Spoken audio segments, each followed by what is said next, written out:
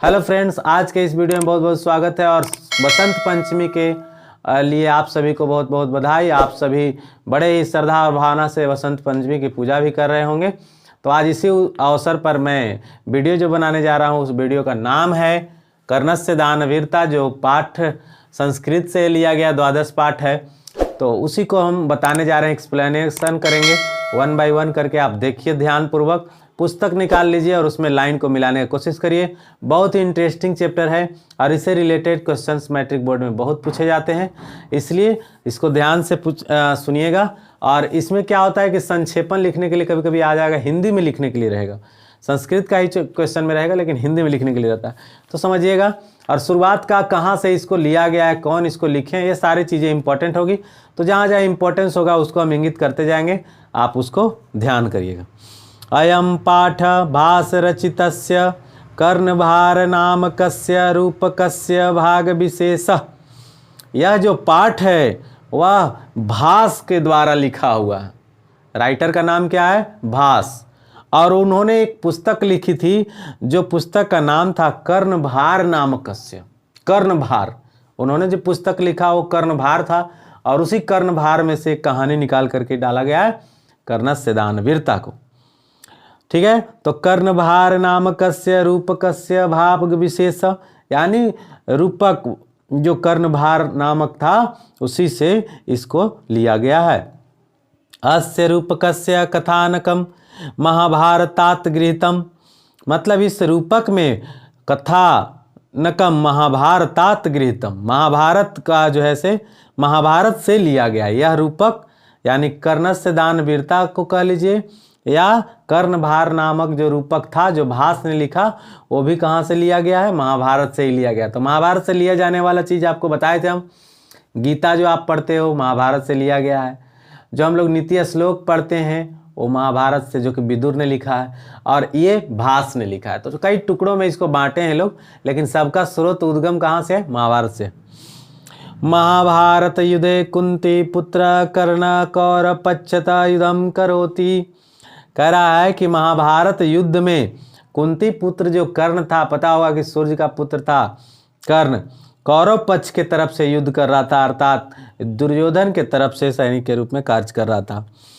कर्णस्य शरीरेण संबंध कवचम कुंडले च तस्य रक्षके स्वस्तः, मतलब कर्णस्य जो कर्ण जो था वह अपने शरीर में कवच कुंडल जो उसके साथ था, रक्षा हेतु तो उनके पिता ने दिया था सूर्य भगवान ने, तो वही कवच कुंडल के सहारे वह रक्षा हो रहा था उसका, चूँकि बहुत सारे परेशानियों को झेलना था उसे।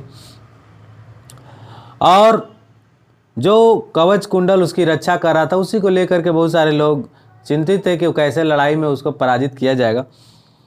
यावत् कवचम कुंडले च कर्णस्य शरीरे वर्तते तावत् न कोऽपि कर्णम हन्तु प्रभवति, मतलब जब तक कर्ण के शरीर में कवच और कुंडल रहेगा तब तक उसको कोई नहीं मार सकता, ये एकदम कन्फर्म था।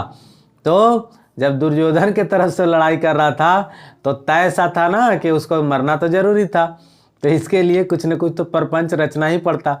तो वही प्रपंच रचना पड़ा, चूँकि अधर्म के तरफ से लड़ाई लड़ रहा था ना, इसलिए उसको प्रपंच से जो है से उसको क्या किया गया, उसका कवच और कुंडल लेने का प्रयास किया गया। उसी का चर्चा इसमें किया गया। अतएव अर्जुनस्य सहायतार्थम इंद्रम छलपूर्वकम कर्णस्य दानवीरस्य शरीरात कवचम कुंडले च गृह्णाति, मतलब इसलिए अर्जुन की सहायता हेतु इंद्र ने, इंद्र के पिता बेटा थे अर्जुन, इसलिए अर्जुन की सहायता हेतु वो कहाँ गए? दानवीर कर्ण के पास गए और कवच कुंडल मांगने के व्यू से या उद्देश्य से उसके पास गए थे। कर्ण समोदम अंगभूतम कवचम कुंडले च ददाति, कर्ण समोदम अंगभूतम, कर्ण प्रसन्नता के साथ शरीर के स्थित कवच कुंडल को दे देता है जब उससे मांगी जाती है, चूँकि वो बहुत दानी था, है ना। दानवीरता, दानवीर कर्ण कहा जाता है उससे, जिसने जो कुछ भी मांगा उसको दिया। अतः वो श्योर था कि अगर कोई मांगेगा हमसे कवच कुंडल भी तो हम दे ही देंगे, तो मिला। भासस्य त्रयोदश नाटकानि लभ्यन्ते भास के त्रयोदश यानी 13वें नाटक में इसका चर्चा मिलेगा आपको। तेसु कर्ण भारम अति सरलम अभिनयम च वर्तते, और उसमें जो है अत्यंत ही सरल अभिनय के योग्य है, मतलब आसानी से यह नाटक खेला जा सकता है, लोग खेल सकते हैं, देख सकते हैं। तो होता क्या है कि नाटक में ततः प्रविशति ब्रह्मण रूपेण शक्र, ब्रह्मण के रूप धार करके और शक्र प्रवेश करते हैं। शक्र किसको कहा गया? इंद्र को कहा गया है। सही है।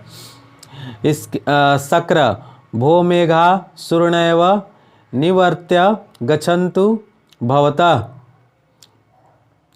सूरज के द्वारा आप सब जाकर जाएं। मतलब कर्ण को कहा गया है, कर्ण को कहते हैं हे मेघ, सूरज के द्वारा ही आप जाकर जाएं। भो कर्ण, हे कर्ण, महंतराम भिक्षाम याचे, मैं आपके पास भिक्षा की याचना से आया हूँ, यानी भिक्षा के इच्छा से आया हूँ।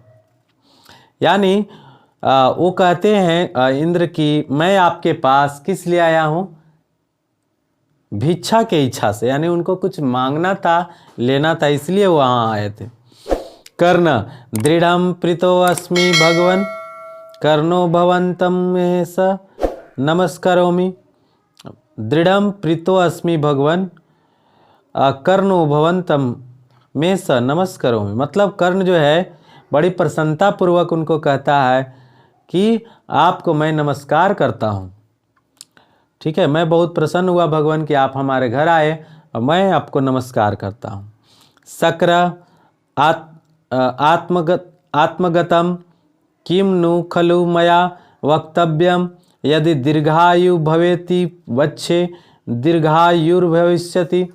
अब इंद्र भगवान सोचते हैं, है ना, शक्र सोचते हैं कि अगर तुम उसने प्रणाम किया तो आखिर क्या आशीर्वाद दे। अगर वो दीर्घायु का वचन दे दे तो वो भी उल्टा हो जाएगा, चूंकि वो तो मारने के, उनको कमजोर करने के व्यू से आए थे ना, तो क्या आखिर आशीर्वाद भी क्या दे सकते थे? कुछ नहीं। यदि न वच्ये मूढ़मिति माँ परिभवती, अब अगर कुछ ना देता हूँ तो इससे मैं मूर्खी प्रतीत होऊंगा, मेरी गणना मूर्खों में होगी। फिर तस्मादु भयम परिहत्यम किम न खलु वक्ष्यामि, है ना। तो वो क्या कहते हैं कि तुम्हारा जो यश है, तुम्हारी जो ख्याति है, वह सूर्य की तरह सब दिन चमकता रहेगा। भवतु दृष्टम भो कर्ण सूर्यव चंद्रव हिमवानिव सागरव तिष्ठतु ते यश। मतलब चंद्रमा, सूर्य और हिमवान, हिमालय और सागर की तरह तुम्हारा जो यश है वो कभी खत्म नहीं होगा। तुम्हारी यश को सारा दिन रहेगा, तुम यशस्वी हो जाओगे। यही आशीर्वाद उन्होंने दिया, अर्थात उसकी महानता चारों ओर गाई जाएगी, यह पता चलता है। कर्ण भगवान किम न वक्तव्यम दीर्घायु भवेति, आपने आखिर हमें दीर्घायु का वरदान क्यों नहीं दिया? अथवा एतदेव शोभनम, है ना, चूंकि यही तो ज़्यादा अच्छा रहता। कुता धर्मो ही यत्नै पुरुषेण साध्यो भुजंग जिह्वाचला वाचपला नृपश्रिय। मतलब कहने का है धर्म ही यत्नै पुरुषेण, धर्म जो है पुरुष के यत्नों से प्राप्त होता है, साध्य होता है। अगर धर्म करना है तो पुरुष जितना मेहनत करेगा वह उतना ही ज़्यादा उसका फायदा होगा। भुजंग जिह्वा चापलाम नृपश्रिय, यानी लक्ष्मी जो है, राज की लक्ष्मी जो होती है वह सांप के जिह्वा की तरह चंचल होती है। नृपश्रिय भुजंग मने सांप, जिह्वा वाचलम, जिह्वा सांप के जिह्वा की तरह चंचल होती है। तस्मात् प्रजापालन बुद्धया हेतेषु गुणा धारन्ते, इसलिए प्रजापालन मात्र बुद्धि से भरे हुए में भी गुण पाए जाते हैं। ठीक है, तस्मात् प्रजापालन, प्रजापालन हुआ ना, मतलब पालन पोषण करने हेतु जो राजा बनेगा वो क्या करेगा? प्रजा की देख रेख करेगा, पालन पोषण करेगा। बुद्धया हेतेषु गुणा धरन्ते, मतलब गुण पाए जाते हैं उसमें। फिर आगे क्या? भगवान किम अच्छिष्यसि किम अहम ददामि, भगवान आप क्या चाहते हैं, मैं आपको क्या दे सकता हूँ? बोलते हैं किम अहम ददामी, किम क्या, अहम मैं, ददामी दूं, भगवान मैं आखिर आपको क्या दूं, भगवान को मैं क्या दे सकता हूँ। शक्र महत्तराम भिक्षाम याचे, महान भिक्षा की चाहत में मैं आपके पास आया हूँ, वो शक्र बोलते हैं। कर्ण महत्तराम भिक्षाम भवते प्रदास्य सलंकारम गो सहस्त्रम ददामी, मतलब कर्ण बोलते हैं कि महान भिक्षा मैं आपको देता हूँ और उसके रूप में क्या दूँ, तो अलंकरणों के साथ, साल अलंकरण गो सहस्त्रम, अलंकरण अलंकृत गो सहस्रों गौ को मैं आपको दान देता हूँ।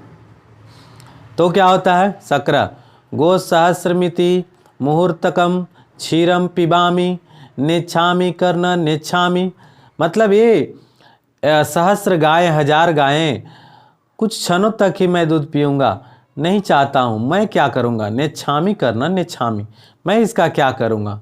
मुहूर्तकम क्षीरम, मुहूर्तकम मतलब कुछ ही क्षण तक, कुछ ही समय तक इसका दूध पीऊँगा, आखिर ये कौन काम का है मेरे लिए, कोई काम का नहीं है। कर्ण किम नेच्छति भगवान इदमपि श्रूयताम बहुसहस्र वाजिनाम ते ददामी, वाजी नाम का मतलब घोड़ा होता है सर, तो घोड़ा देने के लिए बात करता है कि क्या आपको घोड़ा चाहिए, है ना, सहस्रों में घोड़ा दे सकता हूँ आपको। शक्र अश्वमिति मुहूर्तकम आरोहमी, मतलब मुहूर्तकम मतलब कुछ ही समय तक आखिर अश्व पर चढ़ पाएंगे, और वो हमारे लिए क्या है, कोई काम का नहीं है, इसलिए निच्छामी निच्छामी, मतलब हमें नहीं चाहिए, नहीं चाहिए, ठीक है। कर्ण किम नेच्छति भगवन भगवन अन्य दत्ति श्रूयताम वारणा नाम के नम नेकम वृंदमपि ते ददामी, कह रहे हैं कि क्या आपको चाहिए, जरा सा सुनिए फिर से, वानरा नाम केमम निरुपमपि दे ददामी, मतलब क्या मैं आपको हाथी दूं, हाथियों का एक बड़ा समूह आपके दूं। राजमती मुहूर्तकम आरोहयामि, फिर वही बात बोलते हैं शक्र कि मैं उसको क्या करूँगा, कुछ ही दिन तक तो वो भी रहेगा, है ना। कर्ण किम नेच्छति भवान अन्यदपि श्रूयताम अपर्यादकम कनकम ददामी, यदि आप चाहें तो आप बहुत सारे सोना ले जा सकते हैं, और क्या मैं दे सकता हूँ। शक्र गृहीत्वाम गच्छामि किंचितम गत्वा नेच्छामि कर्ण नेच्छामि, मतलब आखिर मैं सोना को करूँगा क्या, है ना, कर्ण को कुछ सोना को मैं कुछ कर नहीं सकता, अतः छोड़ो मुझे ये भी नहीं चाहिए।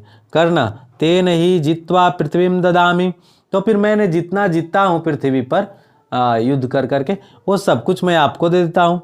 शक्र पृथ्व्याम किम करिष्यामि, आखिर मैं पृथ्वी का करूँगा ही क्या। कर्ण तेन हाग्निष्टोम फलम ददामी यज्ञनी अष्टो फलम ददामी, क्या मैं यज्ञ का फल आपको दे दूं। तो शक्र बोलते हैं अग्नि रोम कलेन किम कार्यम, मतलब वो हमारे किस काम का आएगा। तेनी मच्छिरो ददामी, तब मैं क्या आपको दे दूं, सिर दे दूं, सिर मतलब सिर होता है, क्या मैं आपका सिर दे दूं, मैं अपना सिर दे दूं। शक्र अभी ऐसा मत करो, ऐसा मत करो, मतलब कर्ण को लग रहा था कि आखिर क्या मांग रहे हैं भाई, तो एक एक ऑप्शन देते जा रहा था और उसको मना करते जा रहे थे। न भेत्यम न बेतत्यम प्रसीदतु भवान अन्यदपि श्रूयताम अंगै सहैव जनितम मम देहरक्षा देवासुरमपि न भेदमिपि सहस्रै देयम तथापि कवचम सह कुंडलाभ्याम प्रीत्या मया भगवते रुचितम यदि स्यात्, मतलब कहने का अर्थ है कि वो अंततः समझ गया था कि आखिर इनको क्या चाहिए, तो बोलते हैं कि जो मैं देवासुर संग्राम में अपनी देह रक्षा किया, किसी ने भी इसको भेद नहीं पाया, तो क्या आपको कवच कुंडल ही आपको चाहिए। शक्र ददातु ददातु, शक्र को तो वही चाहिए ही था, अतः वो मांग लेते हैं, कहते हैं कि हाँ वही चाहिए। कर्ण आत्मगतम ऐसा एवास्य कामम किम न खलु खल नेक कपट बुद्धये कृष्णस्योपाय सो अपि भवतु, मतलब कहने का अर्थ है कि उनको कर्ण बोलते हैं कि आखिर ये इनको किस काम का है, या कहीं न कहीं जो छल है, किम न खलु खल नेक कपट बुद्धये कृष्ण सोपाय, यह लग रहा है कि कपट बुद्धि कृष्ण का ही कोई ना कोई उपाय है। सो अपि भवतु, ठीक है, वही होगा ही, उपाय तो उन्हीं का होगा। दिग्युक्त मनुसोचितम, मतलब ऐसा वो सोच रहा था, मतलब दिमाग में उसका चल ही रहा था, जबकि उसको फिर याद आया कि दिग्युक्तम अनुशोचितम नास्ति संशय गृहताम, मैं ऐसा सोच भी नहीं सकता, क्योंकि मैं दान देने वाला हूँ और दान मेरा कोई मांग दे मुझसे कुछ भी तो मैं दे नहीं सकता। अगर ऐसा सोचना हमारे लिए पाप ही होगा, अतः वो क्या करता है, दे देता है। शल्य अंगराज न दातव्यम न दातव्यम, शल्य बोलते हैं अंगराज, नहीं दीजिए नहीं दीजिए, ठीक है। कर्ण शल्यराज अलमलम वारयुतम पश्य शिक्षा क्षयम गच्छति काल पर्यात सुबद्ध मुल्ला निपतंती पादपा जलम जलस्थानम स्थानतम च शुष्यति हुतम च दतम च तथैव तिष्ठति तस्मात् गृहताम। मुझे मत रोकिए शल्यराज, शल्यराज अलमलम वारितुम पश्य शिक्षा क्षयम गच्छति, मतलब वो कहते हैं कि सारा कुछ जो है इसे बदल सकता है ना, सारी कुछ चीज़ें बदल सकती है, परंतु मैं जो एक प्रण किया हूँ कि मुझे देना है तो देना है, और जब मैंने देने का वचन दे ही दिया तो मैं दे कर के ही रहूँगा।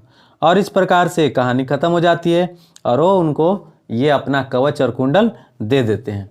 तो इसे ये अर्थ निकला कि कर्ण की जो अपनी कमिटमेंट थी वो पूरा हुआ और इसीलिए कर्ण जो है पूरे इतिहास में अमर रहा। तो यही था आपका कर्ण वीर दान वीरता कहानी, जिसमें आपको कुछ प्रश्नों को याद रखना होगा, कैसे कैसे कहाँ कहाँ क्या पूछा जाता है। जैसे क्वेश्चन देखिए, कर्ण की दान वीरता कैसे प्रकट होती है, तो कैसे प्रकट हुई, कैसे स्पष्ट हुआ कि भाई दानवीर कर्ण है। तो उससे जो कुछ भी मांगा गया, इतने सारे ऑप्शन देने के बावजूद भी सामने से इंद्र भगवान सबको नकारते गए और वो बहुत सारे ऑप्शन देते गया, लास्ट में सिर देने के लिए भी कहा, और फिर लास्ट में वो उसके पास एक सबसे बहुमूल्य चीज़ क्या था, उसकी सुरक्षा कवच थी, और वो भी दे दिया। इसी चीज़ को वर्णन कर देना है आपने शब्दों में, हिंदी में ही लिखना होता है और लिख करके आइए, ठीक है। तो वीडियो को अंत तक देखने के लिए बहुत बहुत धन्यवाद। चैनल को सब्सक्राइब नहीं किए हैं तो अब तक सब्सक्राइब कर लीजिए, लाइक कर लीजिए और अपने फ्रेंड सर्किल में इसे शेयर जरूर करिए। धन्यवाद।